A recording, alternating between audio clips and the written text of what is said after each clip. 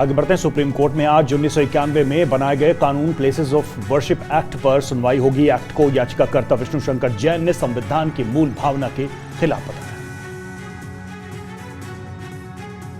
याचिकाकर्ता विष्णु शंकर जैन ने कहा कि 1991 में बनाए गए कानून प्लेसेस ऑफ वर्शिप एक्ट में नागरिकों की अदालत जाने के अधिकार को प्रतिबंधित कर दिया गया, जो लोगों के अधिकार और संविधान की मूल भावना का उल्लंघन है।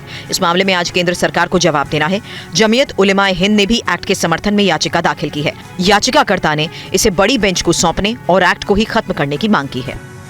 कोर्ट जाने का अधिकार one of the fundamental features of the constitution है, basic structure of the constitution है, और अगर कोई कानून उसको छीन रहा है तो वो संवैधानिक प्रोविजंस का तो उल्लंघन कर ही रहा है, साथ ही साथ basic structure of the constitution का भी उल्लंघन कर रहा है। इस आधार पे हमने सुप्रीम कोर्ट में याचिका दायर की थी।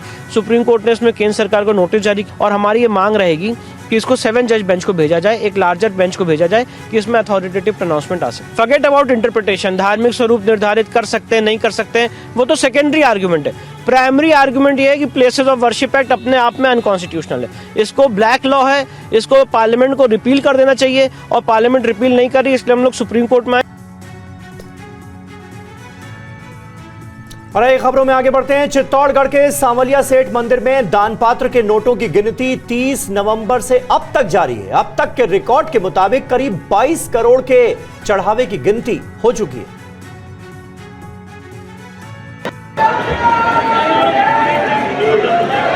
छह दिनों से लगातार ऐसे ही नोटों की गिनती चल रही है। दानदाताओं ने चित्तौड़गढ़ के सांवलिया सेठ को अपनी आस्था के रूप में ये भेंट की है।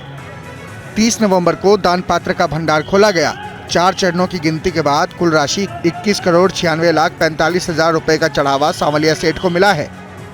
आपको बता दें कि सांवलिया सेठ मंदिर में दान में मिली राशि की गिनती हर महीने अमावस्या को होती है। इस बार दीपावली होने की वजह से 2 महीने के बाद दान पात्र को खोला गया। सांवलिया सेठ मंदिर में मध्य प्रदेश और गुजरात से बड़ी संख्या में श्रद्धालु आते हैं। विदेश से भी श्रद्धालु इस मंदिर में पहुंचने लगे हैं। दान की गिनती में पहले बड़े नोट, उसके बाद सिक्कों की गिनती होती है। मंदिर मंडल अध्यक्ष भैरूलाल गुर्जर सदस्य समेत प्रशासनिक अधिकारियों और बैंक कर्मचारियों की मौजूदगी में गिनती होती है। नोटों की गिनती के बाद चढ़ावे में मिले सिक्कों और सोने चांदी का वजन और मनी ऑर्डर की भी गिनती की जाएगी। उसके बाद चढ़ावे का पूरा आंकड़ा सामने आएगा। माना जा रहा है कि इस बार का चढ़ावा रिकॉर्ड तोड़ेगा।